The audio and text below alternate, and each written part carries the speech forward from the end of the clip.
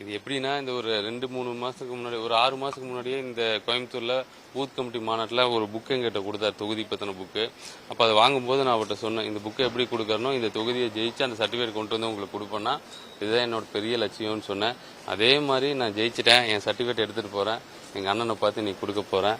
இப்போ என் வாழ்க்கையில சில மகிழ்ச்சிகள்ல ரொம்ப பெரிய மகிழ்ச்சியா இது இந்த தருணம் இருக்கு.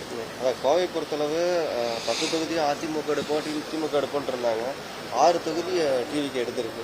எங்களுக்கு கொஞ்சம் வருத்தம் தான் அந்த 4 தொகுதியை விட்டுட்டோமே அப்படின்னு. அது குறிப்பா தொண்டாமுத்தூரும் தெற்கும் எடுத்திருக்கணுங்கிறது இன்னும் கொஞ்சம் உழைச்சிருக்கணும்னு நினைக்கிறோம்.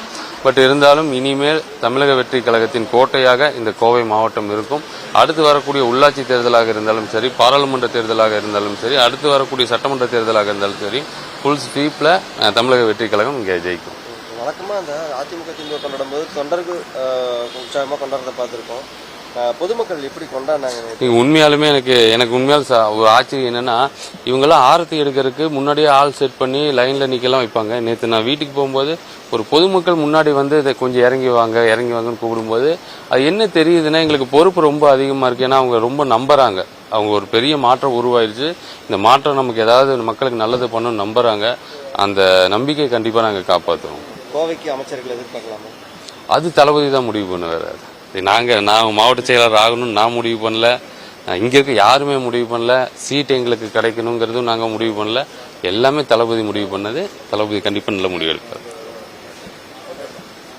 ஓகேவாண்ணா, நன்றி.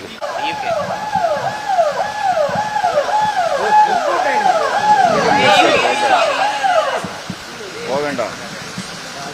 எத்தனையோ 1000 கோடி ரூபா செலவு பண்ணி தேர்தலை சந்திச்சு எப்படியோ ஜெயிச்சிடணுங்கிற ஒரு முனைப்பில் இருந்தவங்களுக்கு பணம் எங்களுக்கு முக்கியம் இல்லை, ஒரு நல்லாட்சி வேணும், எங்களுக்கான ஒரு தலைவர் வேணும்னு மக்கள் தேர்ந்தெடுத்திருக்காங்க. நிச்சயமா அவங்களுக்கு நாங்கள் முதல்ல நன்றி சொல்லிக்கிறோம். எல்லா வேட்பாளரையும் தளபதியோட முகமாக நினைச்சு, தளபதி தான் எங்களோட வேட்பாளர் நினைச்சிட்டு அவங்களுக்கு வாக்கு செலுத்துறாங்க. நிச்சயமா வேட்பாளர் பார்க்காம, அவங்க முகத்தை கூட பார்க்காம தளபதி தான் எங்களோட வேட்பாளர் எங்களுக்கு நினைச்சுங்க நிறைய பக்கம் வாக்கு செலுத்தி ஜெயிக்க வச்சிருக்காங்க. நிச்சயமா அந்த மக்களுக்கு நாங்கள் நன்றி கடன் பட்டிருக்கோம். அது தளபதி மேல அவங்க வச்சிருக்க நம்பிக்கையை நாங்கள் உண்மையாக காப்பாற்றுவோம்னு நேரத்தை சொல்லிக்கிறேன். பெரிய அளவில் வெற்றியோட முதல் முறையாக தலைவரை சந்திக்க போறீங்க, எப்படி இருக்கு? இது வெற்றி முழுக்க அவர்னால கிடைச்சது. அந்த வெற்றிக்கு கொண்டாட்டத்துக்கு தகுதியானவர் அவர் தான். அந்த வெற்றி அவர்கிட்டயே நாங்கள் கொடுக்க போறோம். அவர் நிச்சயமாக அவர் மக்களுக்கான ஒரு தலைவராக இன்னைக்கு இருக்கிறாரு. மக்கள் அவங்க முழுசா நம்புறாங்க. மக்களும் எந்த ஒரு சந்தேகமும் வேண்டாம். மக்கள் எந்த அளவுக்கு அவர் நம்புறாங்களோ அந்த நம்பிக்கை 100% காப்பது எங்களுடைய பொறுப்பு. நாங்கள் செய்வோம். கோவை மாவட்டத்துக்கு அமைச்சர்கள் எதிர்பார்க்கிறோம். இதெல்லாம் தளபதி முடிவு பண்றதுதான். தளபதி எந்த முடிவு எடுத்தாலும் நல்ல முடிவு தான் எடுப்பாரு. எங்களுக்கு எல்லாம் தெரியும், நல்லதே நடக்கும். தேங்க்யூ. தமிழக வெற்றி கழக தலைவர் தளபதி அவரை சந்திக்கிறதுக்காக போயிட்டு இருக்கிறோம். நேற்று எலெக்ஷன் முடிஞ்சு தனி பெரும்பான்மையோட ஆட்சி அமைக்கிறோம். ரொம்ப சந்தோஷமா இருக்கு. இந்த வெற்றி சான்றிதழை தளபதிகிட்ட சமர்ப்பிக்கிறதுக்காக நான் ஈரோடு கிழக்கு சட்டமன்ற தொகுதி வேட்பாளர், என் பேர் விஜய் பாலாஜி, தளபதிகிட்ட சமர்ப்பிக்கிறதுக்காக போயிட்டு இருக்கிறோம்.